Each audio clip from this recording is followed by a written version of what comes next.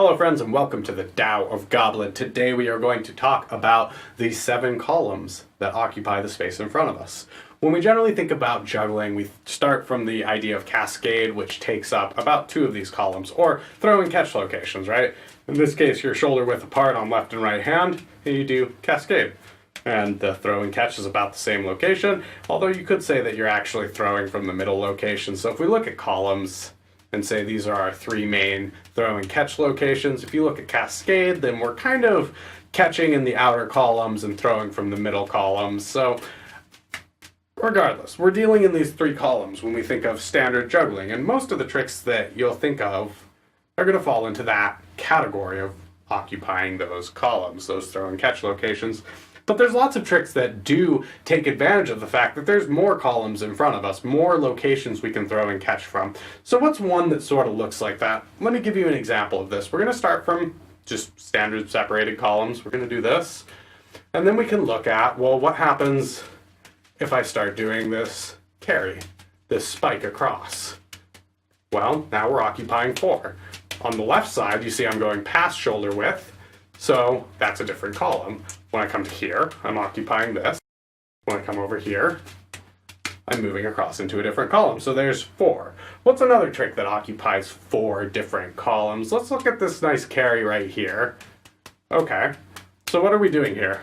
Well, I started from a certain location. In this case, I started by carrying from the right side over the left. So you'll see that this throw is over off to the left of the shoulder width column on the left hand side. Again, we're occupying 4 different columns. So we can go even farther than that though, and we can say, well, how can we occupy, say, maybe 7 different columns?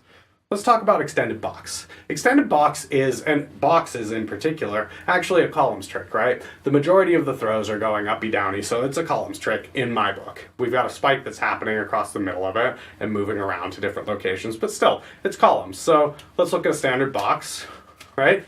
This is the 3 columns. The middle column is not being represented. We're just moving back and forth between these 2 shoulder width columns. But what if we extend this? Right? And now I'm moving my body to allow myself to get these different columns. So we can think about it like this, right? If I extend this box only once and then go back into columns, so let's just extend this once and then go into columns, and maybe extend it back the other way, then I'm actually having to move to occupy these different columns. When we do that extended box and we go from side to the other side, then we're hitting all 7 of these columns in front of us. And there's more columns than that too. There's different ways to occupy different numbers of those columns. We could occupy 4 columns, 5 columns, 6 columns. These are just some basic examples of how we can move through these different throw and catch locations to create different effects.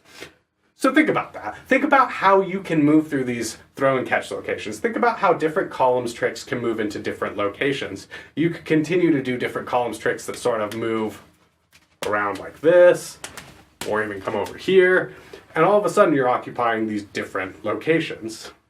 I think when you're trying to do a visual sort of juggling style, as a viewer, you see those different columns, and as you make them more consistent and use them more often, people start thinking, wow, you're like everywhere, but it's very consistent, and it creates a very particular look, a very particular illusion. I think if we can take advantage of that more, we can create more interesting juggling tricks. It's another advantage of having only 3 objects. We can move around. If you have 5 or 7, you're really very much caught into this.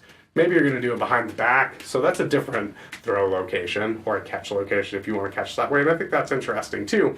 But it's harder when you have more objects to actually move side to side, occupy these different locations, because you've got a lot of stuff in the air and you're trying to just catch it. I think it's a big advantage we have on occupying space as 3-ball jugglers. So think about that. See what you can come up with. Explore these different tricks. Let me know how you feel about them. I hope you will push my subscribe button.